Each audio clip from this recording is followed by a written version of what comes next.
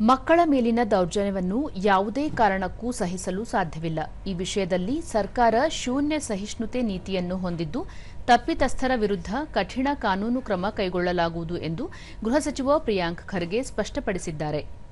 ಬೆಂಗಳೂರಿನ day care ಕೇಂದ್ರದಲ್ಲಿ ಮಗುವಿನ ಮೇಲಿನ ಹಲ್ಲೆ ಪ್ರಕರಣಕ್ಕೆ ಸಂಬಂಧಿಸಿದಂತೆ ಮಾತನಾಡಿದ ಅವರು, ಘಟನೆಯ ಬಗ್ಗೆ ತೀವ್ರ ವಿಷಾದ ವ್ಯಕ್ತಪಡಿಸಿದರು.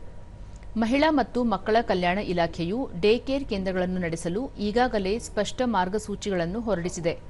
ಪ್ರಸ್ತುತ ಘಟನೆಗೆ ಸಂಬಂಧಿಸಿದಂತೆ ಸಂಬಂಧಪಟ್ಟವರಿಂದ ಈಗಾಗಲೇ ಸ್ಪಷ್ಟನೆ ಕೇಳಲಾಗಿದ್ದು, ಸಂಪೂರ್ಣ ವರದಿ ಬಂದ ತಕ್ಷಣವೇ ಕಾನೂನು ಚೌಕಟ್ಟಿನಲ್ಲಿ ಸೂಕ್ತ ಕ್ರಮ ಕೈಗೊಳ್ಳಲಾಗುವುದು ಎಂದು ಅವರು ಭರವಸೆ ನೀಡಿದರು. ಬೆಂಗಳೂರು ಜಾಗತಿಕ ಮಟ್ಟದಲ್ಲಿ ಗುರುತಿಸಿಕೊಂಡಿರುವ ನಗರವಾಗಿದೆ. ನಮ್ಮಲ್ಲಿ ಬ್ರ್ಯಾಂಡ್ ಬೆಂಗಳೂರು ಎಂಬ ಹೆಮ್ಮೆಯ ಅಸ್ಮಿತೆ ಇದೆ. ಇಂತಹ ಬೇಜವಾಬ್ದಾರಿ ಘಟನೆಗಳಿಂದ ನಗರದ ಹೆಸರಿಗೆ ಧಕ್ಕೆ ಬರಲು ಬಿಡುವುದಿಲ್ಲ. ಮಕ್ಕಳ ಸುರಕ್ಷತೆಯ ವಿಷಯದಲ್ಲಿ ಯಾವುದೇ ರಾಜಿ ಇಲ್ಲ. ಪೋಷಕರು ಅನಿವಾರ್ಯತೆಯಿಂದ ಮಕ್ಕಳನ್ನು ನಂಬಿಕೆಯಿಂದ ಡೇ ಕೇರ್ ಕೇಂದ್ರಗಳಿಗೆ ಕಳುಹಿಸುತ್ತಾರೆ. ಹೀಗೆ ನಂಬಿ ಕಳುಹಿಸಿದ ಜಾಗದಲ್ಲಿ ಮಕ್ಕಳ ಮೇಲೆ ದೌರ್ಜನ್ಯ ಎಸಗಿರುವುದು ನಿಜಕ್ಕೂ ತಲೆ ತಗ್ಗಿಸುವಂತಹ ಕೆಲಸ ಎಂದು ಅಸಮಾಧಾನ ವ್ಯಕ್ತಪಡಿಸಿದರು. ಪ್ರತಿಷ್ಠಿತ ಕಂಪನಿಗಳಲ್ಲಿ ಇಂತಹ ಸೂಕ್ಷ್ಮ ವಿಷಯಗಳಿಗೆ ಸಂಬಂಧಿಸಿದಂತೆ ತಮ್ಮದೇ ಆದ ಕಟ್ಟುನಿಟ್ಟಿನ ನೀತಿಗಳಿರುತ್ತವೆ. ಅದೇ ರೀತಿ ಡೇ ಕೇರ್ ಕೇಂದ್ರಗಳನ್ನು ನಡೆಸಲು ಕೂಡ ಸ್ಪಷ್ಟವಾದ ನಿಯಮಾವಳಿಗಳು ಇರಲೇಬೇಕು.